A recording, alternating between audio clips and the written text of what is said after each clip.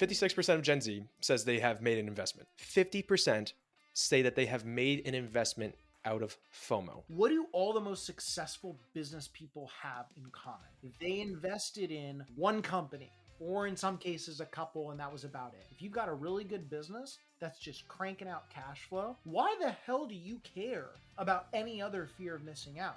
My thing is, the only fear of missing out is the fear that you don't do what you're supposed to do, because you got to answer to that someday. This week, I'm honored to be joined by certified financial planner, podcast host, author of Capitalize Your Finances, and the Cap and Capitalize himself, Christopher A. Panayotu. 55% say that their leading investment is crypto. The crypto thing is kind of tough because it's a cult. I'm not saying cryptocurrency is not going to be here in the future. My whole point is, One finance term that I think it's very overlooked is goodwill. so the technical term in investing of goodwill is the difference between what something is worth and what someone else is willing to pay for it. I don't know what you were thinking, but I know when I first read that, I'm like, what a stupid term. Because who the hell knows? And then I remember one of my guests, Gautam Bade, he's like, Chris, goodwill is like the most valuable asset like of all time. Anytime people ask me like, okay, what is the number one route to success? Goodwill, that's the only answer. I want to start in a place some people may have never heard of, maybe some people had of. Coeur d'Alene. Why is that place special to you? And did you ever envision yourself being there? Or was this something that you realized you wanted to spend time there later on in life? Oh man. So Coeur d'Alene. Coeur d'Alene is there's a couple reasons why Coeur d'Alene is so special. So as you probably recall, 2020, COVID. Yeah, that thing. We very similar to you because you're in New York, we're in Washington State.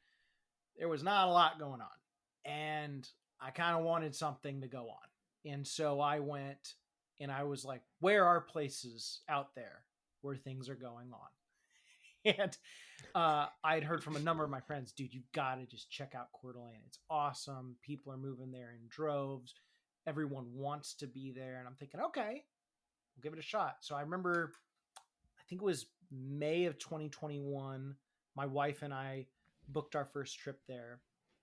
And knowing what we know now, May can be kind of hit or miss weather-wise for Coeur d'Alene. And it was just beautiful. 72 degrees, not a cloud in the sky, just crystal clear sunshine. The people were nice. The food. I'd probably become morbidly obese if I ate out every single night there. But it's just phenomenal. And it was one of those places where, and I happen to be a man of faith. I was born and raised Presbyterian. And sometimes when God calls you to a certain place, you tend not to ignore that feeling. And that's what Coeur d'Alene gives us. And it's just our, it's our one of our vacation spots, our getaways. But who knows, man? I mean, someday if the Lord brings us home there, we may have to live up to that. But I will tell you, that's a long time coming because we've got an 8-month-old at home. My family's here. My business is here. My podcast studio, which we just built out, which is incredible, is here.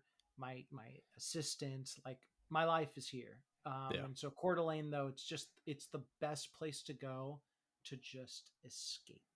Yeah, I love that. And the reason I bring it up to start is we're going to talk all about finances today and the importance of having financial freedom for yourself, especially for people who are going to be listening to the show that are in their 20s, getting going throughout their real adult life. Yeah. Having that vision that if Coeur d'Alene were to be the place that you spend the rest of your days, you just kind of hang out, your child's grown, maybe you have another child on the way, and you just be like a family place, you come together all at the end of it's something to aspire to. It's something that you can literally envision. You've been there, you could see it. And I think with a lot of people, they don't have that vision. They just think, oh, I need money, like Mr. Krabs or SpongeBob. And it's why are you chasing monetary success, whatever your definition is, if you don't have a vision of what you want to do with your life or how you want to spend your life, where you actually want to be. So for you, I mean, you're 32, so you just graduated from the 20s. Congratulations. I did. Thank you. Yes. You're welcome. when you were going throughout your 20s, maybe back at the beginning of your career, did you have a vision in mind of what you wanted your life to look like when you first started out in your professional career? And if so, how has that evolved over time? That's a great question. So I was going to say, as you were asking it, the short answer is yes. I've always known. Look, no one can really know exactly what they want, Yeah. but you have a pretty good idea. Um, so for me, look, and again, I know you said it. I'm 32, so I am a recent grad of the 20s. 20s are tough, man. Yeah. 20s are 20s are tough. But I can tell you, toward the end of that, if you do things right, uh, it starts to get really, really, really fun. I'm under the belief of stress is never going to leave. It's just a different type of stress will replace what you currently have.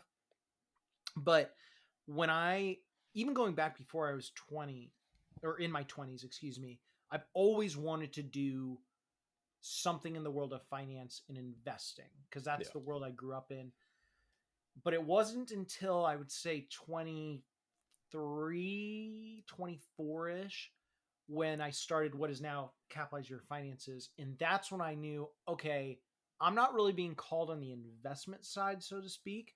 I'm more called on the planning side of things. And Mhm. then, trust really good people around me that are articulate investors to do that job so I can quarterback the whole thing. Um, so I guess in a way, yes is the answer. I've always known what I've wanted, but no, because it wasn't until I'd really say my mid 20s that I knew what I now know even existed. Yeah. And as far as like the things that I did to uh, set myself up for success or prevent failure, um, I was never a partier.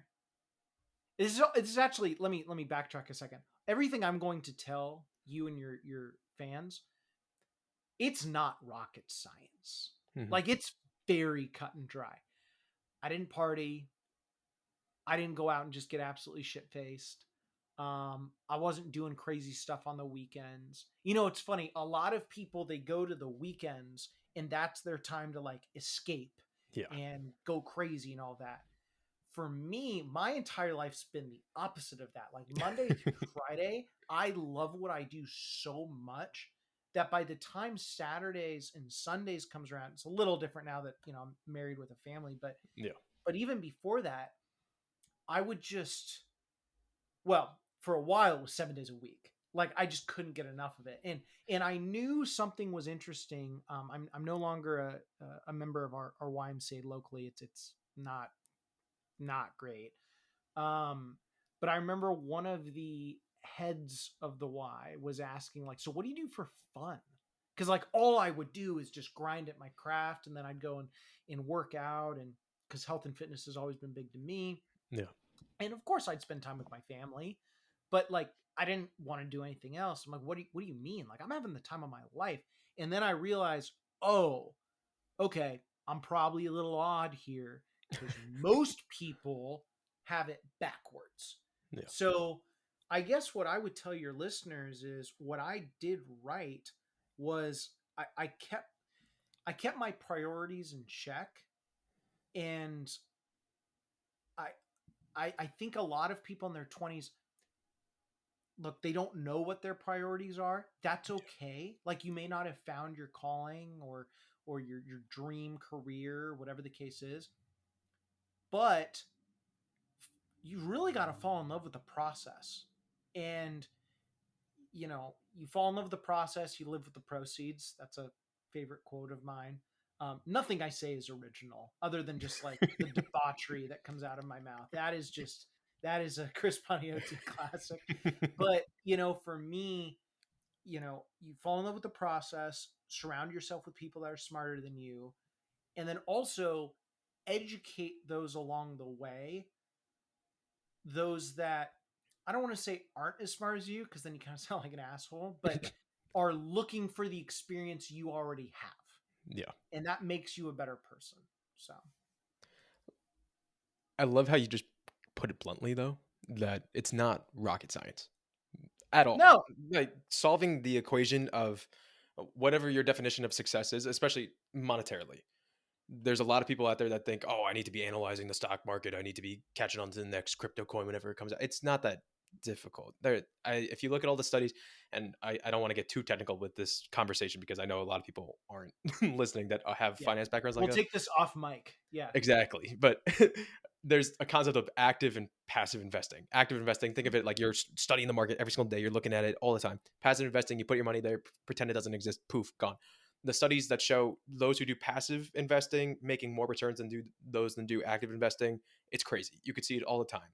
It's not difficult, especially when you're looking at it from an investing standpoint. But the planning standpoint, which I think is the key difference, which people don't even know that there is a difference, is what I want to Mm-mm. focus on, is people in their 20s, like you said, they might not know what they want, which is totally, I don't know what I want. I could wake up tomorrow and be like, that podcasting thing kind of sucks. I'm not going to do it anymore. But Yeah, it's good to have a plan. Like, oh, I think when I get older, I would like to have a house. Like, that would be nice. I would like to have a car. I'm planning on being married, having a kid. So, like, what can I do to set myself up for that point in life? Even if yeah, it's not in the cards right now, set myself up to do it. But people don't even know how to start. And maybe they think that they do, but they don't have the people around them, like you just said, people who have done this before, people who can give them advice. And maybe hmm they have a plan, but their plan is garbage. And they have no idea the plan is garbage. So, yeah, my question for you is, how do you help someone identify their salsa, like you refer to it as in the book? Something yeah. that they can really go to, they can stick to their guns, and they can say, this is my thing, this is my lane. I don't need to be jumping through hoops, doing all these tricks. I'm going to stick to what I know.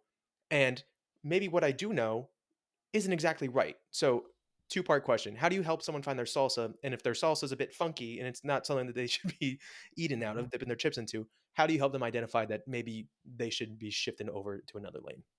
Sure. So, for your listeners that have not yet read my book, Not yet. um, one of the guests that I had on my show, and it's crazy I can say this, a couple of years ago, because I feel like I started my show yesterday. There was a man, not was, I mean, he's not dead. Dr. Craig Israelson uh, is the head of finance, a professor of finance at BYU.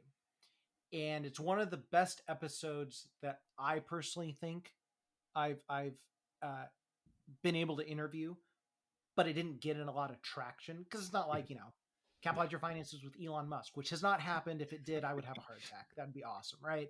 Yeah. But one of the things that he mentioned was when he talks to his students, one of the first things he says is you need to find your salsa. And what he means by that is everyone loves salsa, but some people just like their salsa differently. Some people like it sweet, some people like it salty, some people like it spicy, some people like it fruity. There's a litany of ways to create salsa, but there's also no rule book. But as long as you understand what your salsa is, it's going to work for you. And I thought about that going, wow, how come no one talks about this in the world of planning? And he was talking investing and in planning, which again, I'm not going to get into the weeds of that because that'll confuse a lot of people. But as far as the first part of um, how do you figure that out, you're not going to like this answer.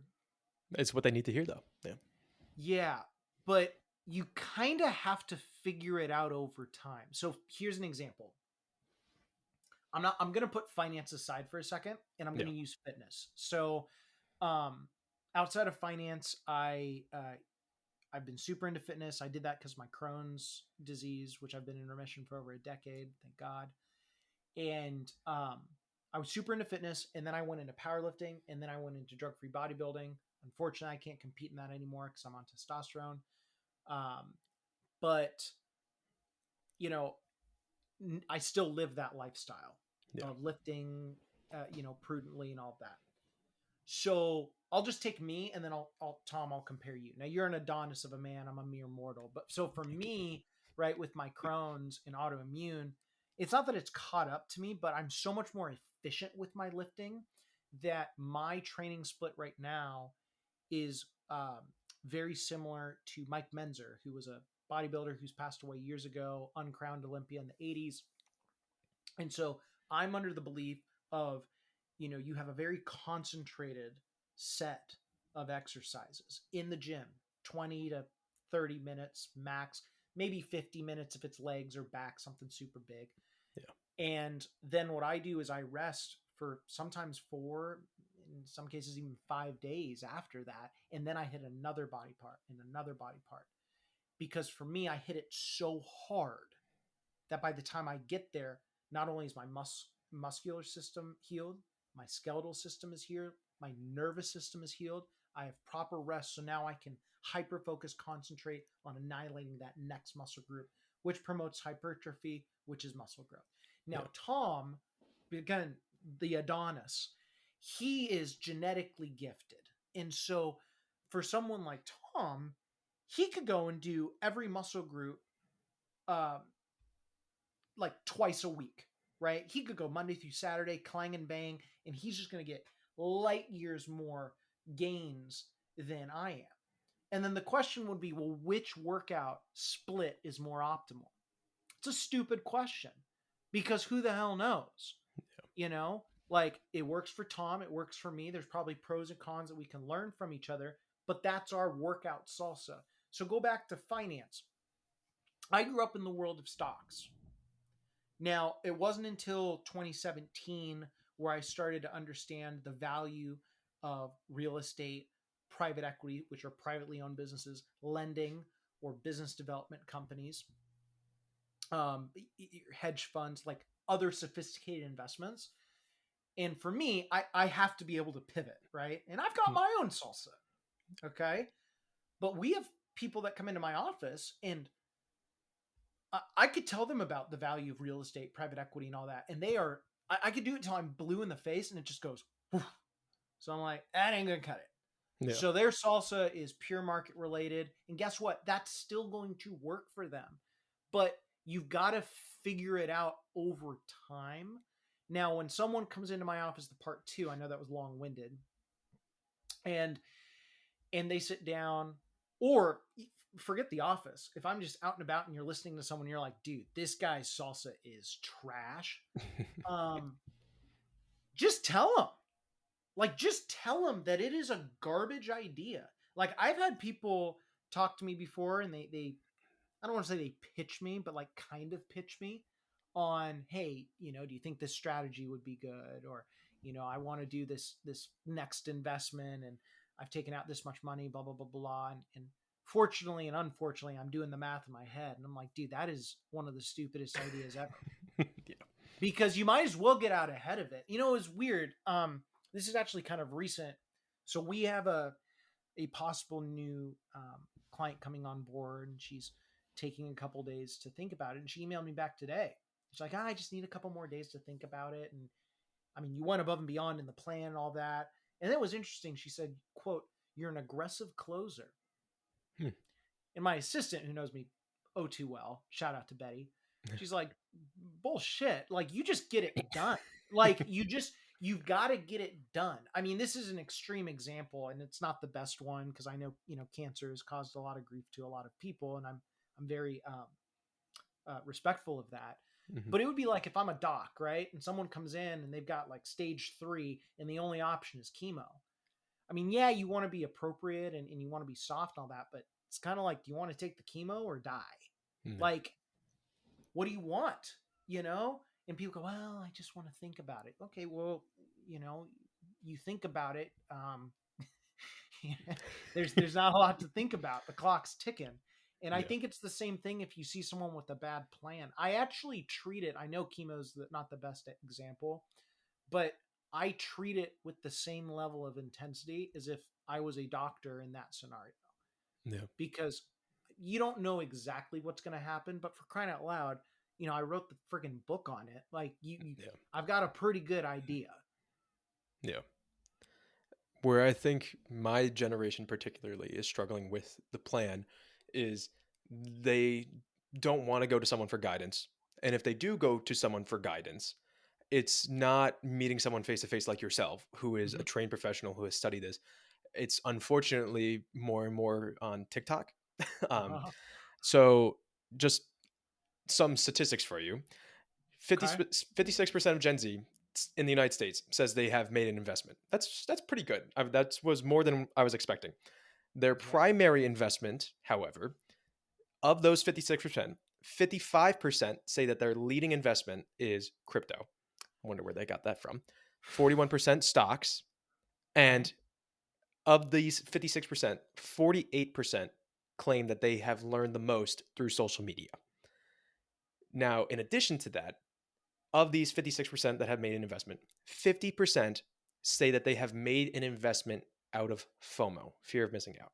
Mm-hmm. So that part right there, combined with you getting your financial advice from a guru on TikTok who Mm-hmm. claims that if you buy my day trading course, I'll make you a millionaire overnight. Uh-huh. Those two factors, especially when you're a young kid, I missed the beginning of this, but even when I was in school, like the GameStop craze was going on. Everybody Mm-hmm. was buying. I was guilty myself. I bought in GameStop out of FOMO because everyone was doing it. How'd you Now do? you have, I made money thankfully, but Nice. I remember. So GameStop was doing well, and BlackBerry, Nokia were popping off, and then like AMC was popping off, and then that's how the markets work. So you make money on GameStop, you lose money on Nokia, you lose money on BlackBerry, and stuff like Yeah. that. Yeah. That's just how day trading is, and the statistics are 90+% of day traders lose money. It's a losing game for anybody who's Mhm. playing without an institutional firm behind them. Yeah. But what I'm trying to get at for people who are coming up now, this is how they're being raised. They're using apps like Robinhood, which are just a slot machine. That's how the app Mm-hmm. is designed. It's meant to be so easy for you to literally gamble and not put any analysis into what you're doing. Yeah. So for somebody who doesn't even realize that they're being absolutely swindled by people on social media, how do you help them break out of this emotional trance that they're in? That, oh, if you don't buy my course, you're gonna miss out. If you don't buy this stock that I'm trying to pump and dump today, if you don't buy this coin that I literally made myself and I'm gonna rug pull you, like you're Yeah. gonna miss out. How do Yeah. you help people break out of that mindset? Well, those are crazy stats, by the way. Although, it's It's interesting. scary, yeah.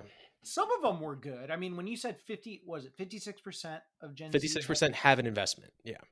yeah, when you started that, I'm like, okay, well, that gives me hope. And then you kept going. I'm like, no, the hope is gone. Um, so this is what I would say. So put aside the 56% that have already made an investment and focus on the 44 that haven't. Yeah.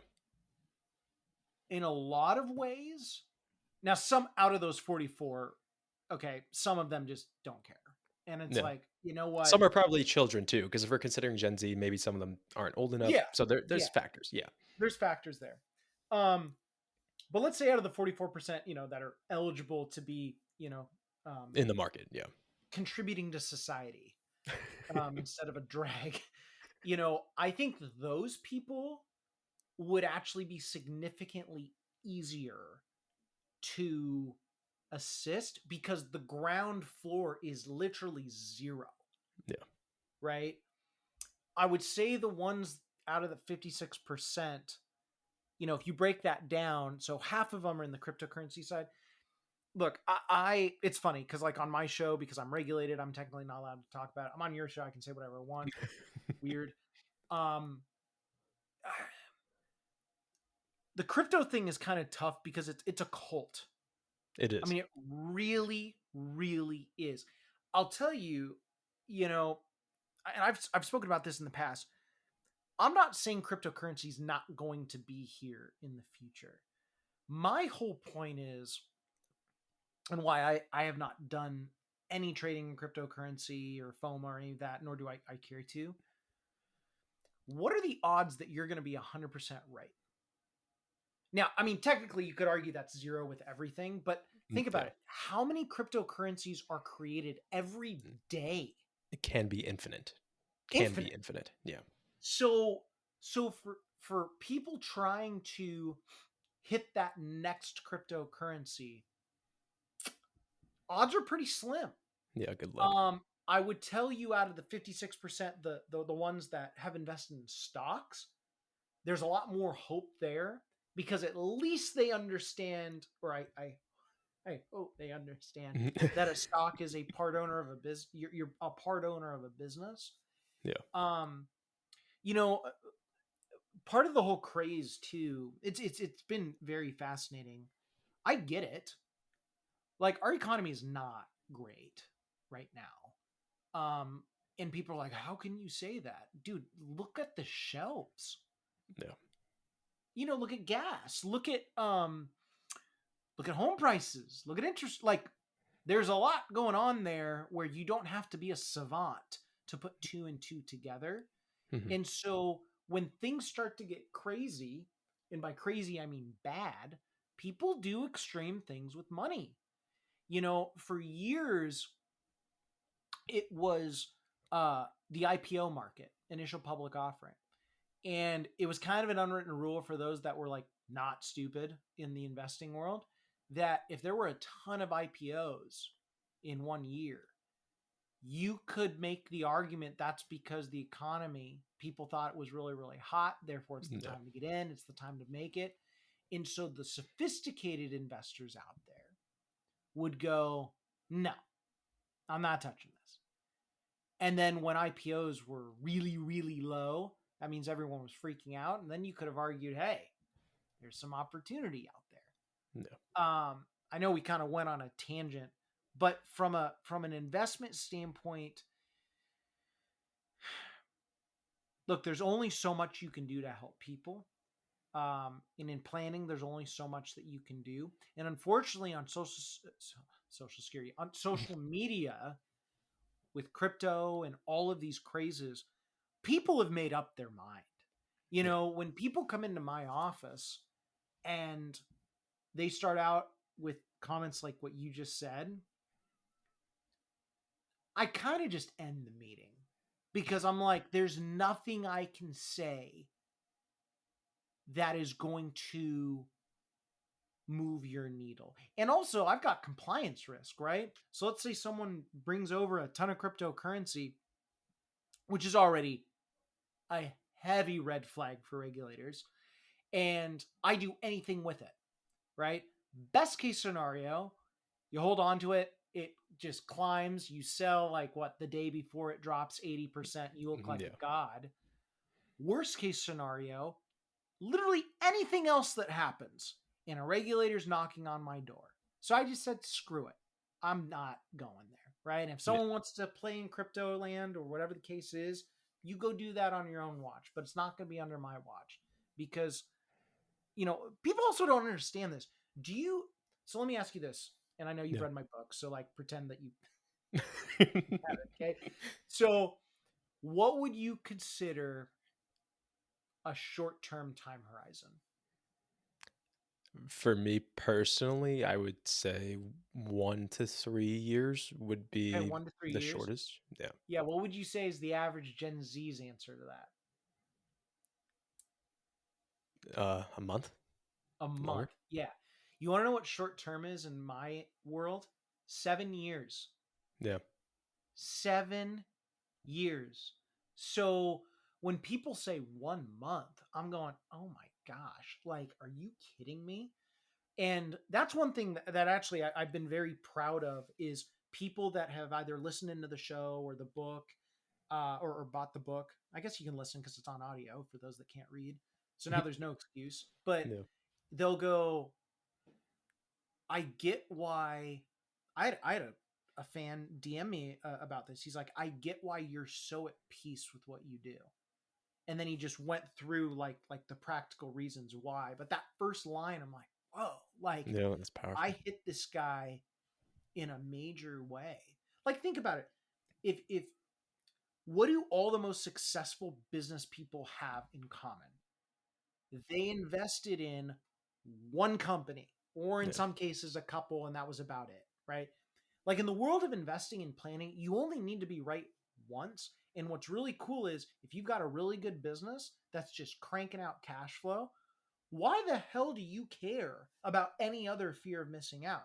My thing is, the only fear of missing out is the fear that you don't do what you're supposed to do, Yeah.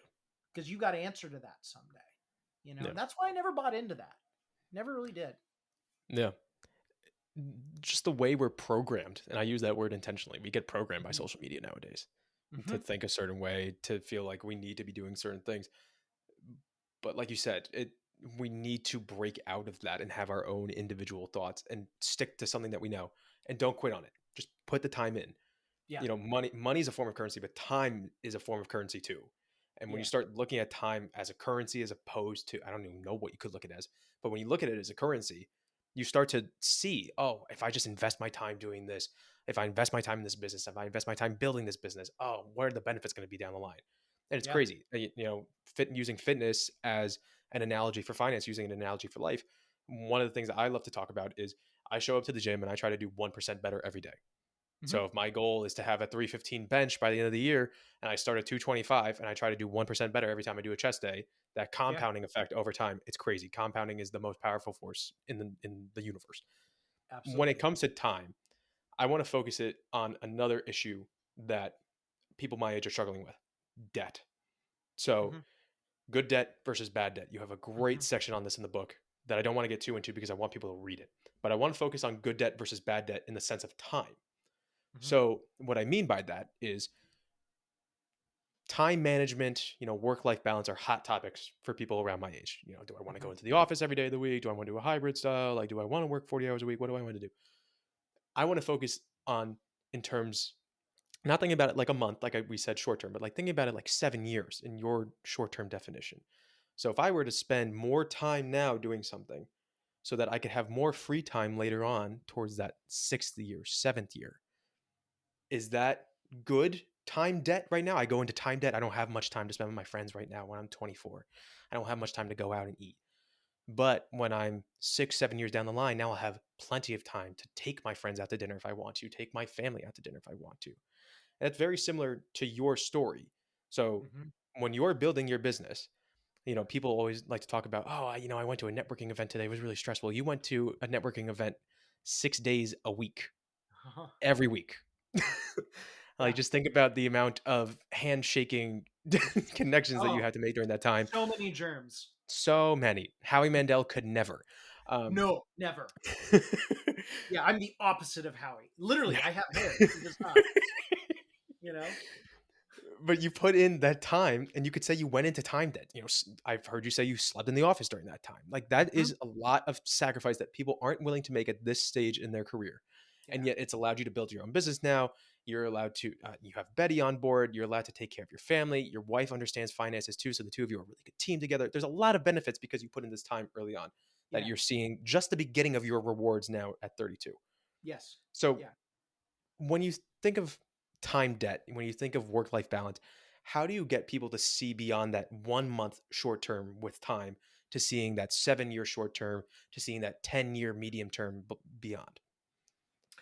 Well, one of the first thing is it does come down to the mindset, Hmm. right? Like if you're just not motivated, you know, and actually I'm under the belief of so there's 52 cards in a deck, right? And very few people are born with all 52 in their hands. Like I used to use Tom Brady as the best example. I mean, he just recently unfortunately got divorced. That was pretty sad. But like before that, you could argue he had every card in his hand, like Yeah. and a just a I mean, he was a smoking hot dude. Not my thing, but like he's a hot guy, He's a good looking right? guy. Yeah. Married to a literal supermodel and arguably like the supermodel of the world, three amazing children, or I think four amazing children.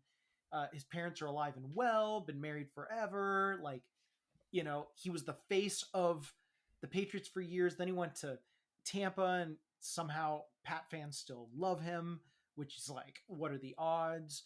He's healthy. I mean, you really can't paint a better picture than Hmm. that. And some people are just, I mean, they've got maybe four cards in their hand, right? So I Yeah. can't help that, right? You can't help it.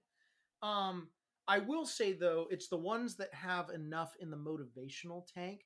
I'm not saying you got to be obsessive with what you're doing like I am, but you've got to you've got to have the ability to have that in Hmm. whatever it is that you want to do. And I think actually a lot of people do. They've just been programmed not to believe that. Right? Yeah. Like how great does work-life balance sound? It sounds How awesome. great. It sounds Yeah. awesome. Yeah, it sounds awesome. Dude, it's awful Yeah. because I'll tell you, the most successful people out there and the most fulfilled people out there, which there is a difference, balance comes in waves, Mhm. you know? Um, I would tell your listeners the whole idea of time debt, which I think is a great concept, by the way.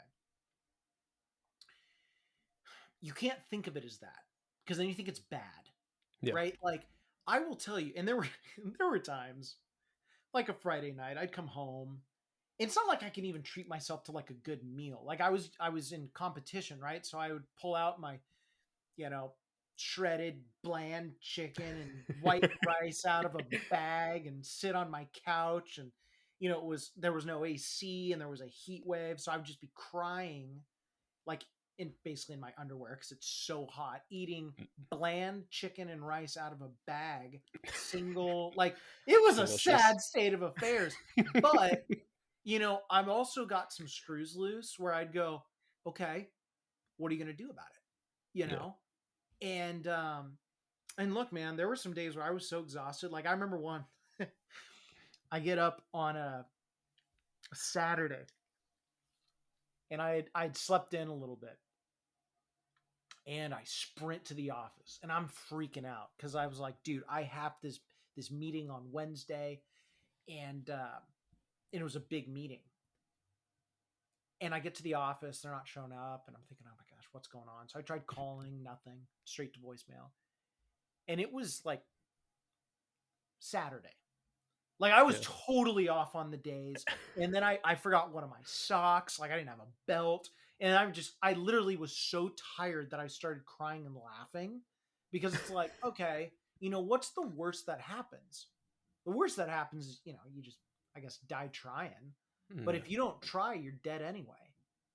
So for me, I never even, like, looking back on it, it's crazy to think about.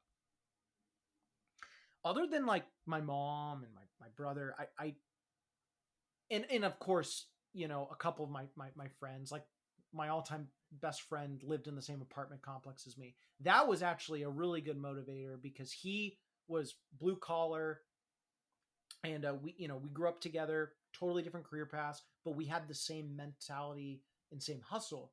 And so we had a contest on who could outwork the other the longest, and then the loser would buy the winner dinner on like a Saturday night, Hmm. right? Because Saturday night, like nothing's happening really. Yeah. And oh, dude, we would sometimes come home and he'd have soot all over his face, and I'd have my tie undone and look like a disheveled alcoholic, and we look at each other, we're just like, fuck, dude, like we would just laugh, right? And there were weeks where we'd put in 60, 70, 80 hours, and I wouldn't even think about missing out because Yeah. in my mind, I wasn't missing out. I was doing what I was genuinely put on this earth to do. I was loving it. Yeah. I was just a sponge. Like, and I promise I won't keep rambling about this, but my first 2 years, like you said, I slept at the office basically Monday through Friday. I would take two of my conference room chairs, and that was my bed. And I'd get up at 4:15. I'd go home. I'd get my workout gear. I'd go clang and bang. I'd get back to the office by 6:37. I would do research, and then 8 o'clock, dial. But then if I have a client coming in or a potential business partner, I do that. And then in between, dial. Maybe go for a piss, eat my lunch while I'm dialing. And then I'd go to a networking event that night, and then I'd come home and I would just read and read and read until I was literally just done and exhausted. And, Yeah. after 2 years, I realized, okay, I probably need to like go home, but I don't know when. So Yeah. I actually bought a globe that was solar powered, which is kind of cool. We still have it. It just floats. And so I knew when the sun totally set, like pitch ass black, and that thing stopped moving, that's when I could go home. But until then, wouldn't do it. Wow. So you just got to love it. You have to love it. Period. Yeah. And it's rare though, for especially a first job, for people. Mhm. And I know this wasn't your first job building the business, but Yeah. even getting into the path, I don't think a lot of people major in something when they go to school and they come out and they're like, oh my God, I just wasted all that money, or my parents wasted all Yeah. that money.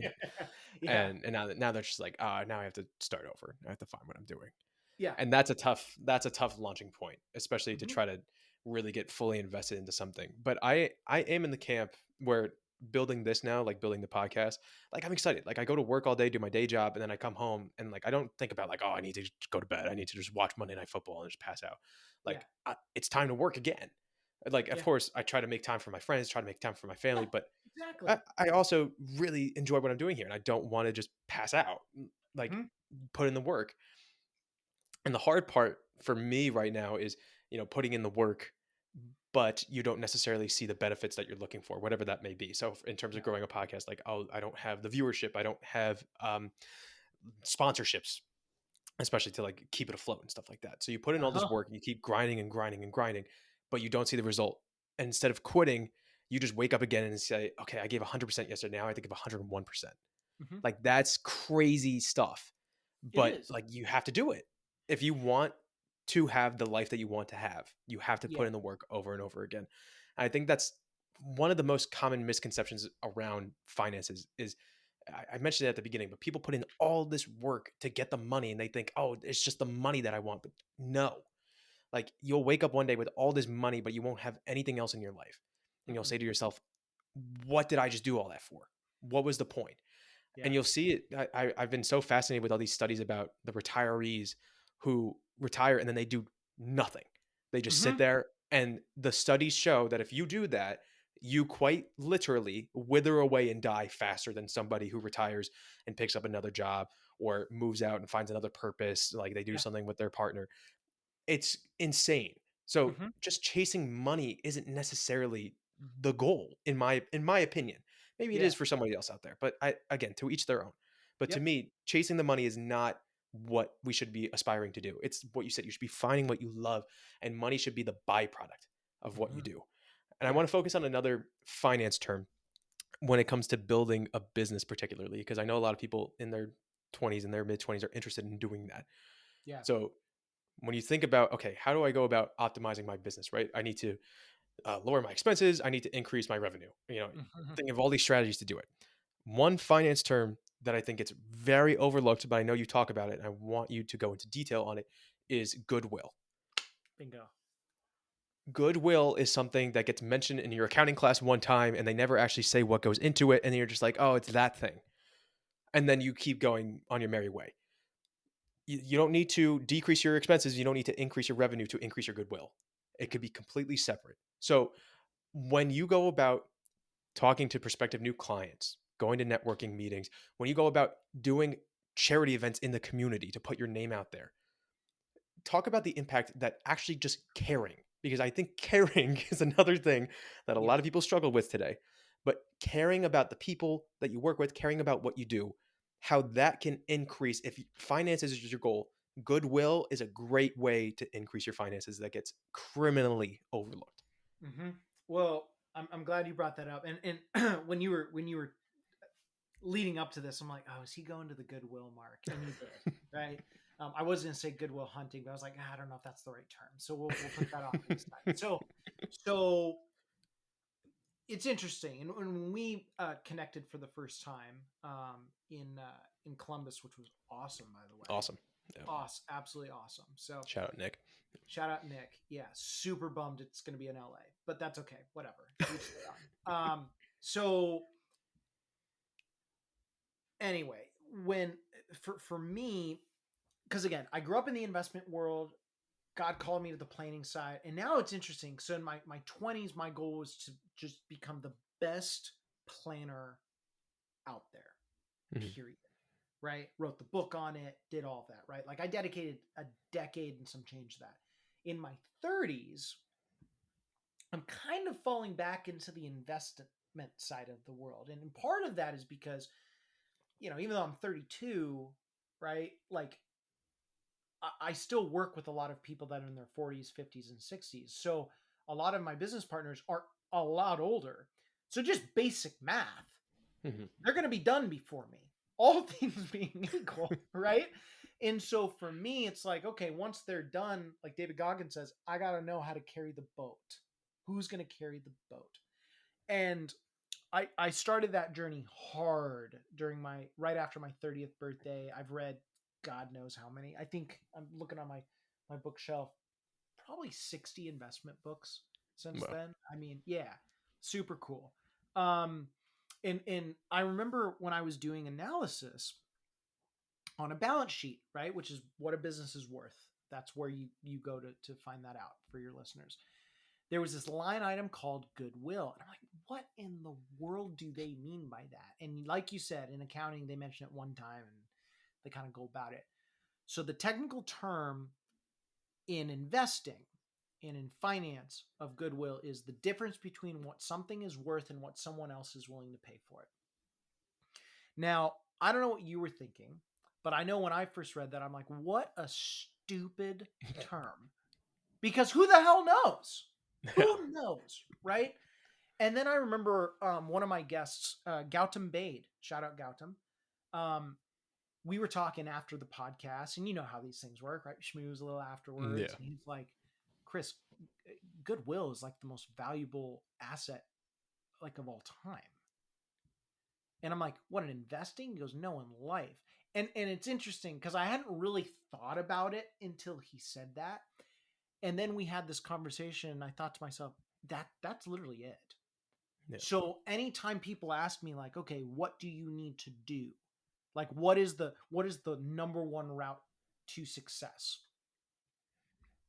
It's one of those things where um, goodwill, that's the only answer.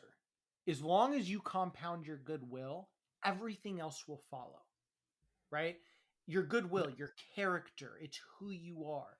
So as long as your goodwill compounds, guess what? Everyone's going to know that you're a genuinely great person. So the money's going to follow with that. And by the Yeah. way, if you start surrounding yourself with better people, let's say you're single like I was, and then you connect with someone that is equally as magnificent as that goodwill that you're building, now you've got an amazing life partner. Yeah. And in this case my wife. And then um as you start to sprout your wings and maybe diversify some of your time, like from my business to the podcast, no different than what you're doing, well, then you start building the goodwill with other like-minded people that have done the same thing. Yeah. And so for people that don't know where to go and they're like, man, I'm waking like you, right? God, I'm doing my day job every day and I come home and I'm excited, but I don't know where it's going. I'm not making any money. Yeah. You are making money on it. It's just in the form of goodwill.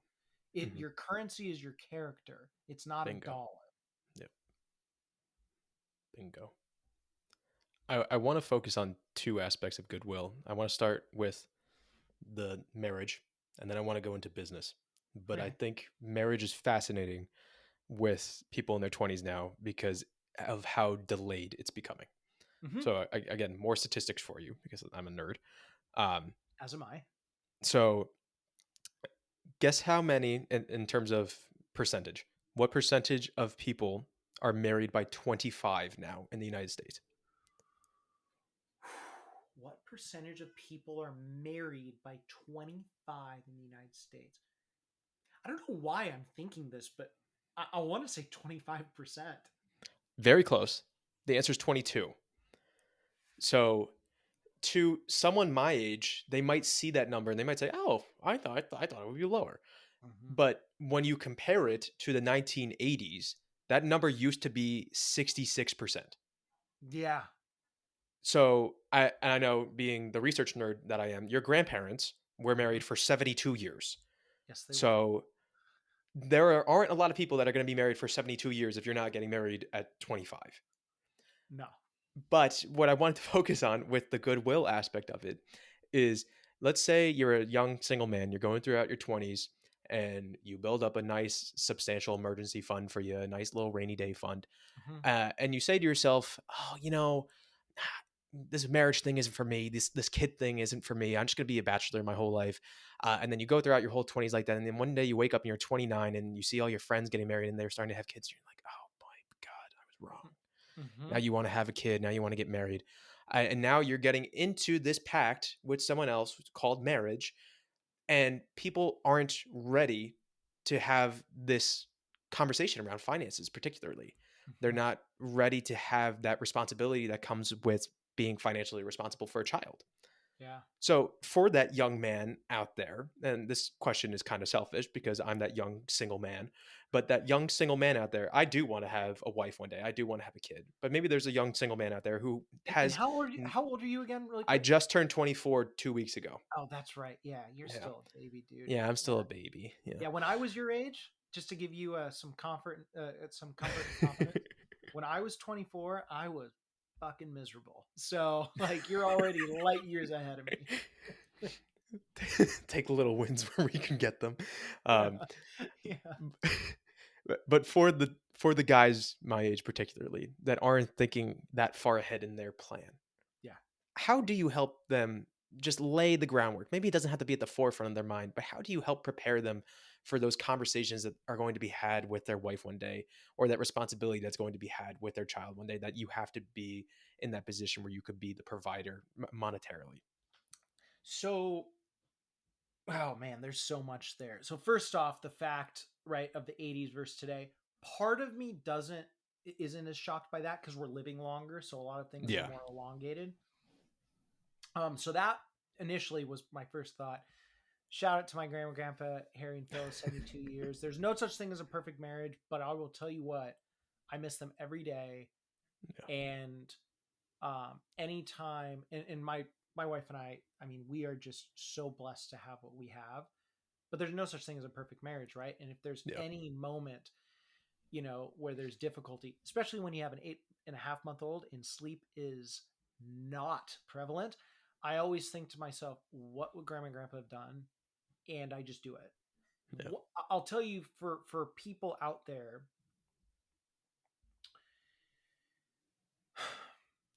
look, so you're 24. Yeah, so when I was 24, I was in the thick of like everything I was talking about earlier. And I had no intention, because for me, my marriage, like, I knew I wanted to get married someday, Mhm.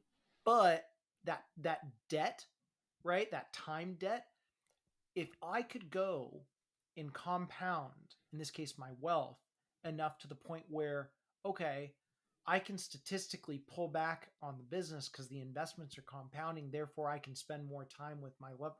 That's how I always was thinking.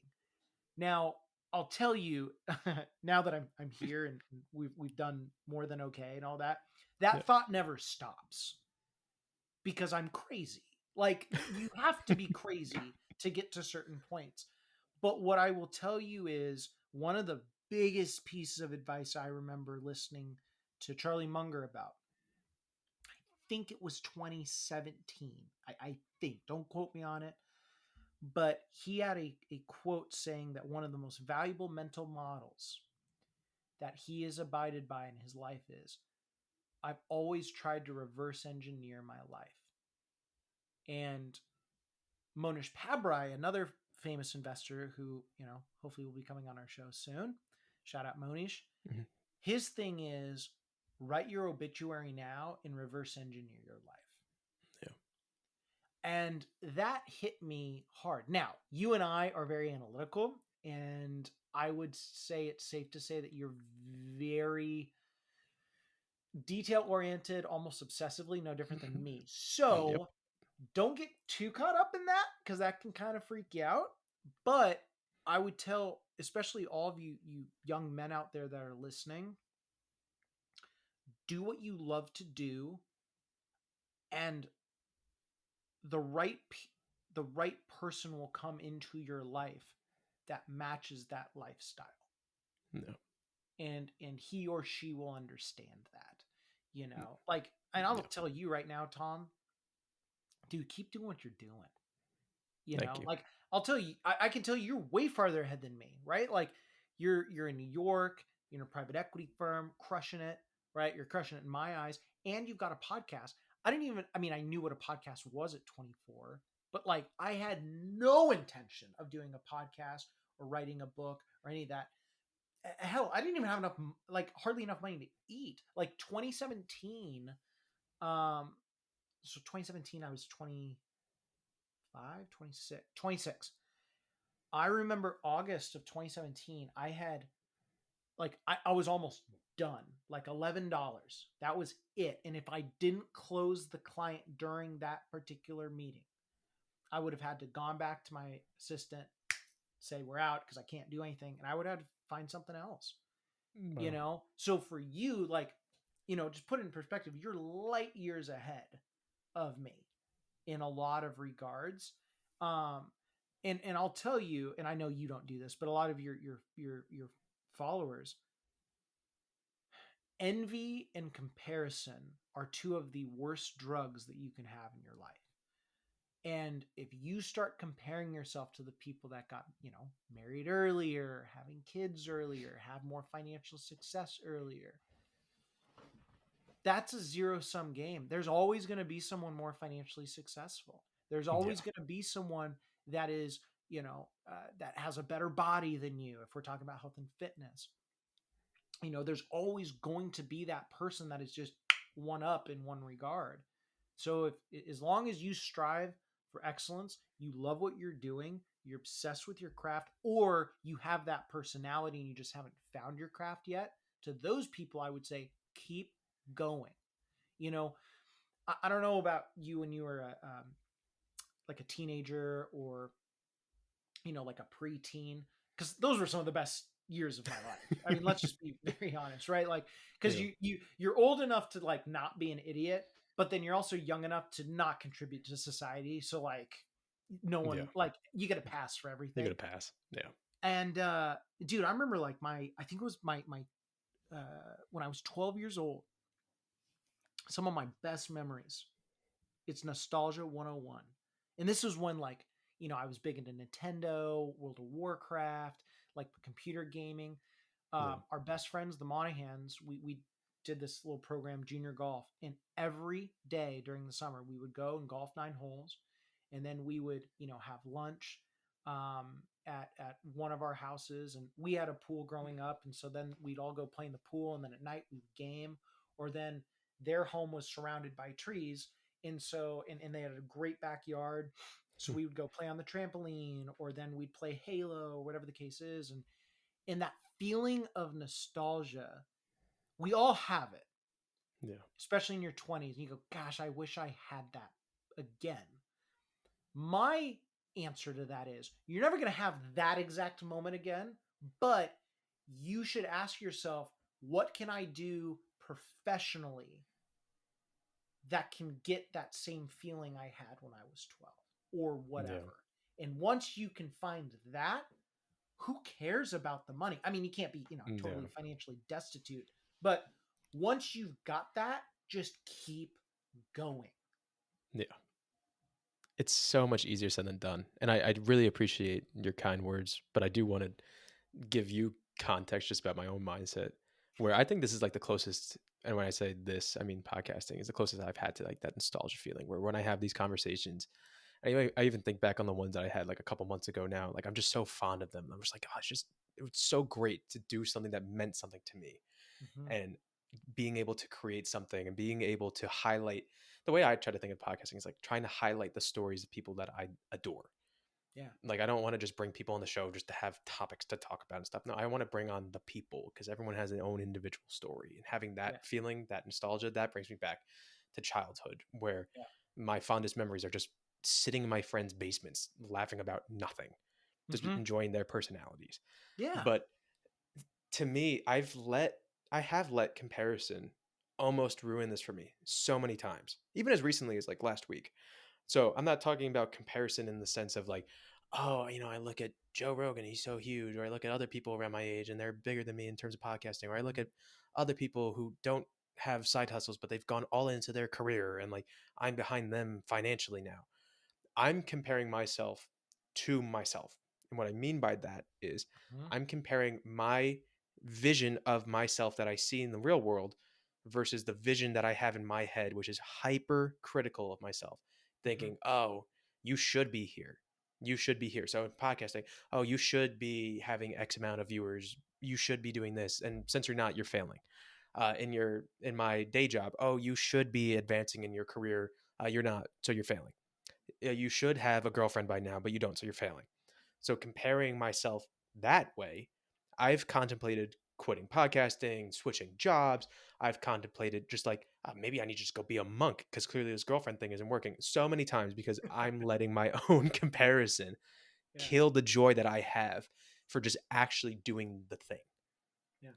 And it does rob you of this innocence. It robs you of the good feelings that come with being involved in building something, especially with podcasting, because work is work when you go to your day job, but like there's just something different. And I'm sure you can relate to it too. There's something different about building a business with your hands, about building connections from the ground up and having it be built on genuine love and care.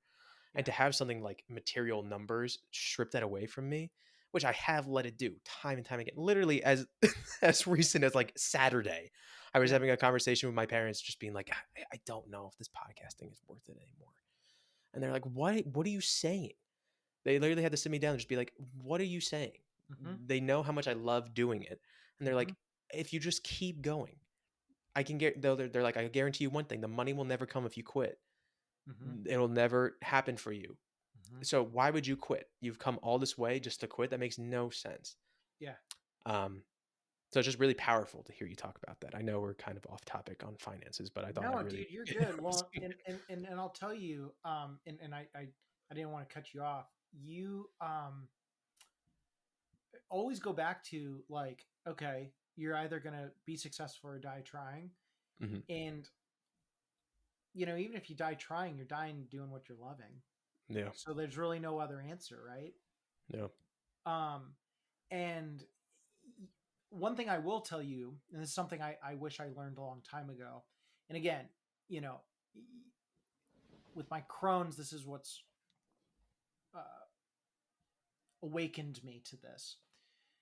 I can't do, well, I could, but the workouts would just be absolute ass, like 6 days a week or every single day, like just yeah, absolutely clanging and bagging for 3 hours. Like that's what I used to do because I loved it.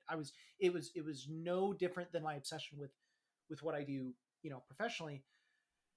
And then I started educating myself, going, okay, I need to rest my body to grow the muscle, and then I come back in, I'm stronger, blah blah blah. And it wasn't until like 3 years into my career, into like what is Capitalize Your Finances, not the big yeah, firms. That was hell on earth. Where what caused me to understand how I need to step back and rest myself is I got brutally sick during that Christmas season. I remember that vividly. And so between Christmas and New Year's, I basically just, and it was a combo of food poisoning and then like I got the flu. It was hell on earth. yeah, And at that point, I'm like, God, just take me. Like everyone else will figure it out, right? But yeah, but I remember thinking to myself, hold on. Christmas and New Year's, nothing's really going on. No one really knew, other than like my family, that I was out and about. And when I came back, I was just so reinvigorated. And podcasting is a little bit different, but like, what's your rest routine for podcasting? Because if you don't have that, it's no different than any other muscle. yeah. Do you have it? I do, and I'll go through a cycle of creating a show, Yeah. and then whatever. So the cycle being prepare, do all the research, film, edit, put it out. Mm-hmm. Once that cycle's done, I take the next day off. So like that could be like that could be a 6 to 10 day cycle right there. Whatever the seventh day, whatever the 11th day is, I just take it off because I need that time to reset. Yeah, good. And I'll tell you, and I'm telling you this now, because you someday will be married. You're gonna have an amazing woman that comes into your life. You're gonna marry up because we all do. And I don't know if you want to have kids or anything, but like, Yeah, I do. Yeah. enjoy every freaking second that you have right now. I enjoy every moment of my life. Right, a couple weeks ago it was pretty tough, but like I enjoy every single moment of my Yeah. life. But even with that fact of the matter, dude, it was so much easier when I was 23 and 24 to do the 6 networking events a week, the researching, the hustling, the grind, and all that. So much easier than now because people look and go, wow, you've got an assistant, you oversee $140 million, like you've made it. I'm like, Yeah. really? I oversee this business. Um, So now you got to maintain all of that. So now the business owner hat comes on, as well as the planner hat comes on, as well as almost like employee parent hat comes on. My assistant's amazing, but she knows this. Like, that's why I joke. I don't want to bring on another person for a while. You know, Betty's like the child out of the house, and I'm like an empty nester. Like, she just does her own thing. I don't want to raise another child in the business right now, right? And then at home, I've got my child, I've got my amazing wife, I've got my mom, I've got my brother, I've got the podcast, I've got, you know, some other things in the fire. I got my course coming out, I've got another book and another course next year. So it's like, what I'm saying is, in many ways, I don't want to go back to when I was 23, 24, broke as hell. But I will tell you, you're going to look back and you're going to go, man, that nostalgia moment Chris was talking about, that was like in my early 20s. And I just don't want you to go through what I did, because I didn't get to enjoy it. I didn't get to enjoy it. You're lucky you've got a great job, right? That you can go to and day job that can allow you to afford all this. I had nothing. Like, I had no option, you know? And so that's my only thing is like, you know, create seasons for you, your life, create those resting periods for your podcasting. It may even need to be a little bit longer. You know what I mean? Because, and I'm not, okay, because people are like, oh my gosh, burnout. I'm like, okay, I get it. Also, my counselor was like, you have a really large threshold. So like, I know why you don't get the whole burnout thing. And I'm like, yeah. And I don't know. I was talking to him. I'm like, because I say some pretty weird things. Like, let's be really honest, right? And I asked my counselor, I was like, do you think I have Asperger's? Like, I don't know. You know? Because we were talking about the difference between Asperger's and autism, because I was just fascinated by it. Because one of our clients has autism, and he's brilliantly smart. Can't look you in the eye to save your soul, but like, he's brilliantly smart. And he was explaining, like, you know, Asperger's is traditionally more functional, blah blah blah. And because for me, like, I don't let a lot of this stressful stuff get to me.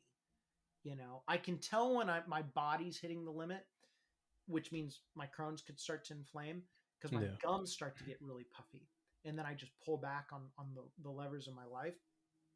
But, you know, my counselor's like, I don't know. I mean, you may have a little bit of Asperger's. I'm like, we're going with it, because I say some crazy stuff, man, and I'm not even phased by it, right? But, you know, back in the day, I tell you that because, like, I didn't give myself the ability to have the emotional fun that I did in those early days. And you have that. So don't forget that. Yeah. No, that's not something I'm going to forget going forward. Yeah. Being a dad now, how do you reevaluate your emotional standpoint and the actions you take on a daily basis? Whether you want to think about it in like a legacy sense, like what's the legacy you want to build with the relationship with your daughter, like how your daughter is going to remember you, or just enjoying the days right now. I know it's very early, just 8 months in, but yeah, has that mindset shifted already? Yeah. You know, yes and no. So again, I always try to think at least 10 years ahead. Now, I know that sounds like such a douchebaggy, like, I no, I think the same kind of way now, where I try to do that kind of planning. I thought you were going to say, no, I totally understand. I'm also a douchebag. But like, you know, it's one of those things where you try to think 10 years down the road. So I always thought, okay, I'm going to get married, I'm going to have a child. And I'm always like, I was trying to think, okay, the hustle is now, because in 10 years, like, I want to be able to look back and go, honey, you don't have to work anymore. Or, you know, you can stay at home if you want to, right? We just celebrated my wife going on part-time. Now, you know, indirectly a couple of weeks ago, that led me to the hospital, but that's another story.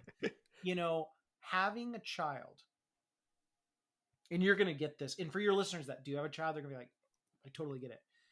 The second your child comes into the world, whatever motivating level that you have, and assuming you're not an asshole, right? Like, whatever motivating level that you have, you multiply it by at least 10 times.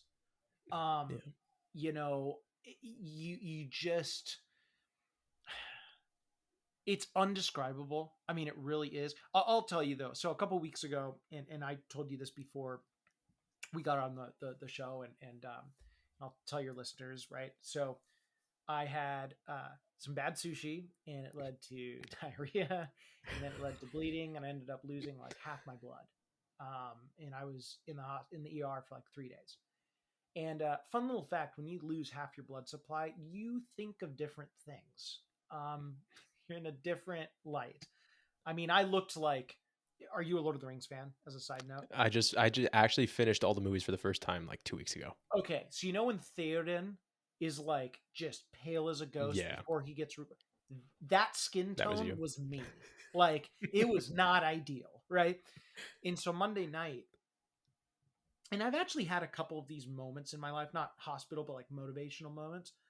So I'm at the hospital and I'm recovering. I'm fine, but again, I'm hemoglobin depleted, and my brother and my mom are there, and my wife sends me a video of little Abby, and it's bath time or whatever, and at the time I just lost it, and I'll try not to get emotional with it here, but it was basically like, hi daddy, can't wait to have you home, I really miss you, I know you're gonna be okay, and look forward to hugging you, blah blah blah.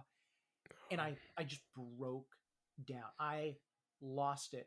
And then I had that moment where you kind of like rise from the ashes.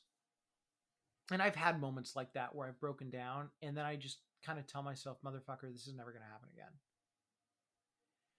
And my mom kind of looked like, Chris, what, like, why do you have like that look in your eye? My brother got it because he gets it, right? And my mom's just like super sweet, like, oh, I don't want you to, be too aggressive, whatever. But I've had those moments where even if you're taking your eye off the target a little, because we're all human, moments like that with a little one, that is a gift from God to get you back on the fucking target hard. Yeah. Hard. So that, hopefully that answers your question. It does, and I want to expand on God real quick. Yeah. I know in the finance sense, I thought this was really fascinating. You talk about how you have a whole room now where there's no electronics. It's just you, just quiet, and you do your thinking there and Yeah. gets your best ideas out there. And Yeah. it gets you in the best headspace to help other people. Uh-huh.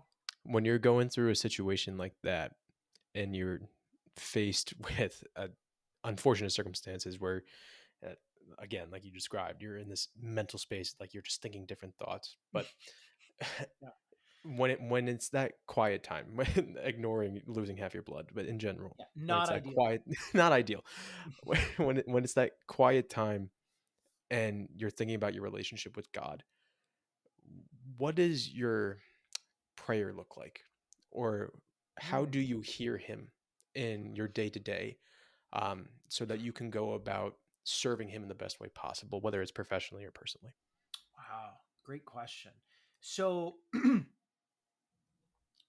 my thinking room. So when we moved into our new office this past July, everyone gets fired up because they see our professional podcast studio, the capitalized wall. My teammate got her first office in her career, which was awesome. I get mine. We got a conference room, and then we had this one room. I'm like, what am I going to do with this room? And Robert Hagstrom, who I had on my show a year and a half, no, 2 years, almost 2 years ago to the day. Man, that's wild. Wow. And he's written The Warren Buffett Way, New York Times bestseller, learned under Bill Miller, legendary investor. And he was telling me after the podcast recording, he goes, where do you go to profoundly think? Like, that's a weird question, but like, I don't know, my conference room, I don't know, like the bathroom sometimes, like, I don't know, like, what do you, and he goes, no. He goes, I'm dead serious. Like, you need to have a dedicated place where you go to profoundly think, because if you're going to level up to overseeing $1 billion, like I know you want to, you need a designated place where that's all you go. That's all you do when you go there. Excuse me. And so I built out a thinking room, and it's quiet, no electronics, no sound, no music, no nothing. I can go in there for 5 hours and just crank out work, reading prospectuses, visualizing money, visualizing things. Now, as far as prayer, it's interesting. When I go into that room, I don't really, well, I shouldn't say I don't think about God, because I do, Yeah. but like I'm very wrapped up in like whatever I'm focusing on. Yeah. My prayers, what they look like. What a great question. So in the mornings before I work out, I always get up and thank him for getting me out of bed. I pray that what I'm going to put my body through will be grueling yet efficient and will better myself for the future as well as my family. Once I'm done with uh, the workout, I'll come in, I'll shower. When I'm showering, I thank him for getting me up and putting me through absolute hell and allowing me to rise above it. And whatever else comes my way this day, let me have it. And I remind myself to be a steward of what he's blessed me with, because none of this is mine. Um, and now when we have dinner, which we're having right after this, my wife and I bless our food over our daughter. Doesn't really understand the prayer thing at 8.5 months, and it is primal watching an 8.5 month old eat. Let me just tell you that. And then what happens is we do bath time, and then Steph will feed her, and then we read a bedtime story, and then we bless her before we go to bed. And then actually, my wife and I, right before we go to bed, we thank him for the day. And it's just, I guess the theme is you can never be grateful enough for what he has given, and constantly reminding myself of that. It's extremely valuable and humbling, because like, here's the deal, dude. You're going to be a successful guy. I don't know what you're going to do, but you're going to be a successful, like, it doesn't matter. You have the wiring in you. Your listeners have the wiring in them. Dude, I should not be where I'm at. Like, I was not the best student. I mean, I wasn't completely, belligerent, but like I was not a great student in high school or college. The stuff I loved, I excelled at, but like I knew I was going to get a C at best in chem. It's just not my thing. And so, for me, and there's always been people that have been more attractive, faster, stronger, more agile, blah blah blah. But as far as controlling the effort, I know that I can control this effort.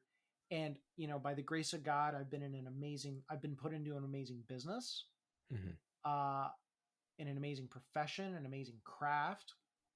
And so for me, I understand that I have a lot in the financial side and the wealth and health side that most people may not have, or they wouldn't dream of having. But now that I'm at that point, I know that also life is really short. And someday I'm going to have to answer to it when I knock on the pearly gates, which hopefully is going to be a while, right? Yeah. I've got a lot left in me. And so it's just constantly reminding him how thankful I am, because someday when that does happen, I know I can't say that I didn't put everything into what is the most important thing in my life. That's really powerful for me. I know I'm trying to make God at the forefront of everything that I do and make it known too. So I don't want to hide it from anybody. And I know just hearing your story, and I know it's going to help somebody else who's struggling with their faith. Show staple question. Uh-huh. After everything you've learned so far, what have you learned about love?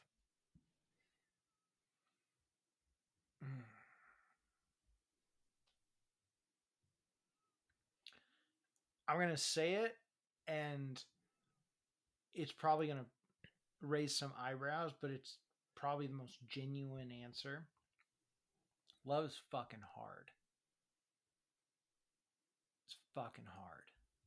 But it should be hard. You know, honeymoon phases, that's not real. That's not real at all. And I'm not even talking just like relationship with marriage. I'm talking in general with whether it's marriage, your relationship with your family, your business partners, your friends, whatever. When the honeymoon phase ends, the real work begins. And I can tell you again, whether it's my wife, with my friends, with business partners, because I look, man, I love the people in my life, right? Like I love you, like it's been awesome, right? But once that that phase is done, it just takes a lot of work to continue that.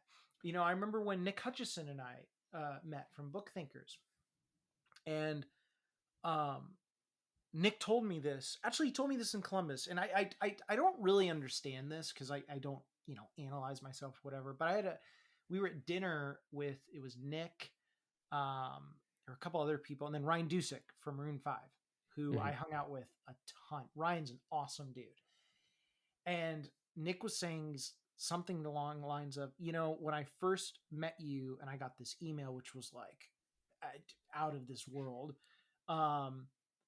I didn't know if it was real, right? Like I didn't know what you were saying, like if this was legit. And now I've gotten to know you, kind of like what you were saying. Like I got nothing to hide. Like that's just who I am.